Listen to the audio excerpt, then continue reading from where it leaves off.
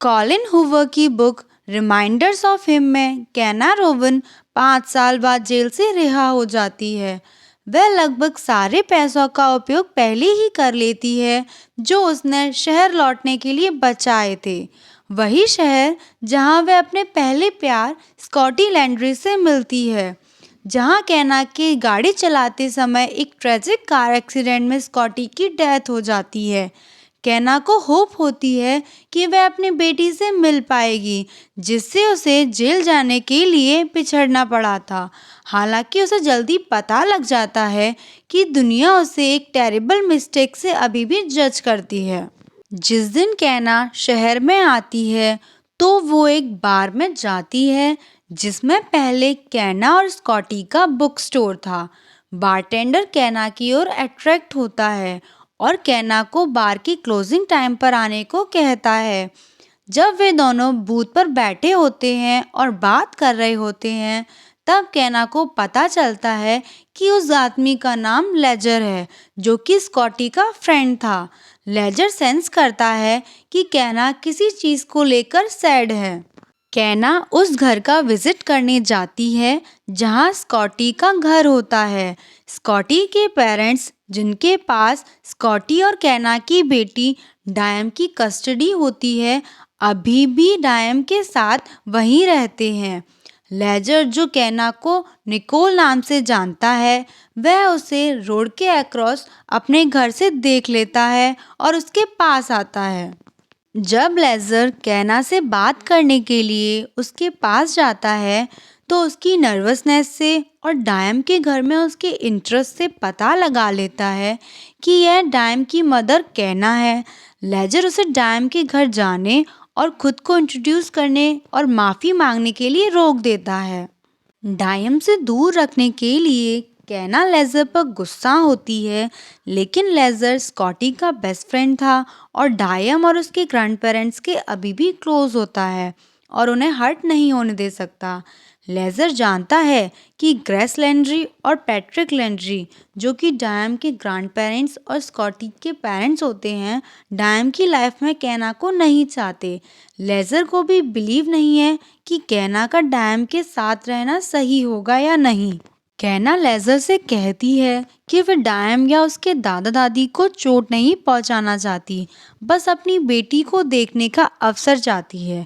कैना यह एक्सेप्ट करने की कोशिश करती है कि लैंड्रीज नहीं चाहते कि वह डायम से किसी भी कांटेक्ट में रहे, जब उन्होंने पहले से ही कैना को रिस्ट्रेनिंग का ऑर्डर दे दिया है।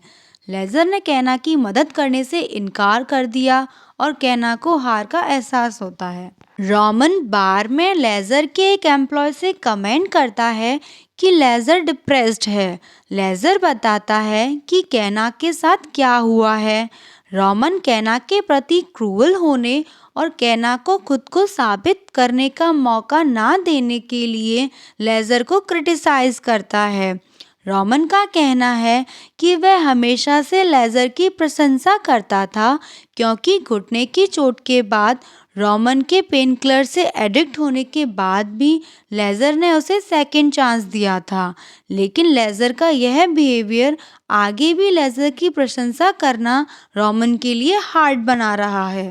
रोमन की सलाह से लेजर कैना को चेक करने के लिए जाता है। वह उसके अपार्टमेंट में जाता है और देखता है कि कैना एक डाउन सिंड्रोम से सफ़र कर रही लड़की के साथ खेल रही होती है। सबसे पहले लेजर सोचता है कि कैना खुश है और उसे डायम से ना मिल पाने का कोई दुख नहीं है, लेकिन कुछ टाइम बाद वह नोटिस करता है कि जब जब वह लड़की चली जाती है तो कैना डायम से ना मिल पाने के दुख में पड़ जाती है, और जब जब वह लड़की सामने आती है तो कैना खुश होने का नाटक करती है। जब कैना को पता चलता है कि लेजर वहाँ है तो वह उससे कहती है कि लेजर अपने मन की शांति के लिए यहाँ आया है कि कैना के साथ कुछ हुआ तो नहीं। कैना लेजर से कहती है कि वह इस टाउन को छोड़ देगी अगर इससे लैंड्रीज को कंफर्टेबल फील होता है, लेकिन उसके पास ऐसा करने के लिए फाइनेंशियल हेल्प नहीं है। लेजर कैना को उसके बार में जॉब देता है, जहां उसे कैना को अच्छी तरह जानने का मौका मिलता है। दोनों प्यार में पड़ जाते हैं। हालांकि दोनों जानते हैं कि उनका लव अफेयर पॉसिबल नहीं होगा। लेज़र डायम को अपने बच्चे की तरह प्यार करता है। लेज़र अपनी शादी भी कैंसिल कर देता है क्योंकि उसकी फियांसे डायम के साथ ज़्यादा समय बिताने के लिए लेज़र पर गुस्सा होती है और इसकी इंसल्ट भी करती है। यदि लैंड्रीज को पता चलता है कि कैना लेज़र की लाइफ में है और उनका लव अफेयर चल रहा है, तो लेज़र को डर है कि वह उसे डायम को फिर से देखने के लिए एग्री नहीं होंगे। लेज़र को पता चलता है कि कैना स्कॉटी को लेटर्स लिखती है। लेज़र कैना से पूछता है कि जिस दिन स्कॉटी की एक्सीडेंट में डेथ हुई थी, क्या उसके बारे में भी कैना ने लिखा है? और जब कैना हाँ बोलती है, तो लेज़र उसे वो लेटर पढ़ने के लिए कहता है। जैसे ही कैना लेटर पढ़ती है, तो लेज़र को पता चलता है कि कैना के लेटर की डिटेल्स और पुलिस के रिकॉर्ड्स में बहुत डिफरेंस है। कैना बताती है कि जो कुछ भी हुआ वह उसके लिए बहुत टेरिबल था। वह इतनी डेवास्टेटेड हो गई कि वह खुद को डिफेंड करने के लिए भी अनेबल थी। वह सोचती थी कि वह जेल जाना डिजर्व करती है। जब उसे गिल्टी ठहराया गया था और सज़ा सुनाई गई थी, उसके बाद ही उसे पता चला कि वह प्रेग्नेंट है। सारी सिचुएशंस जानने के बाद लेज़र खुद पर और लैंड्री फैमिली पर गुस्सा होता है क्योंकि सभी ने मिलकर कैना को विलन बना दिया था, जबकि वह वास्तव में विक्टिम थी, ठीक वैसे ही जैसे वे सभी थे। लैंड्री को एक रात लेज़र की कार कैना के अपार्टमेंट के बाहर मिलती है और उनको कैना और लेज़र के बारे में पता चल जाता है और वह लेज़र को अल्टीमेटम दे देते हैं जिसका उन्हें डर था। पैट्रिक लेज़र से कहता है या तो वह डायम की लाइफ में हो सकता है या फिर वह कैना को डेट कर सकता है।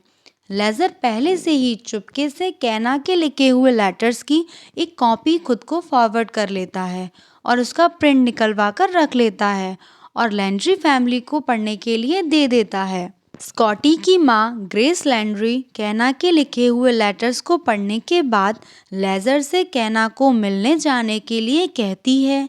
ग्रेस कैना से मिलती है और कैना को रिंग देती है जो स्कॉटी ने कैना के लिए खरीदी थी और कैना को माफ़ कर देती है। ग्रेस अब चाहती है कि कैना डायम से मिले। स्कॉटी के फादर पैट्रिक पहले कैना को डायम की लाइफ का पार्ट बनने के लिए डिसएग्री करते हैं, लेकिन जब वह कैना, डायम और लेज़र को साथ में हैप्पी देखते हैं तो अग्री हो जाते हैं। आफ्टर 2 इयर्स कैना और लेज़र के एक बेबी बॉय होता है जिसका नाम वे स्कॉटी रखते हैं।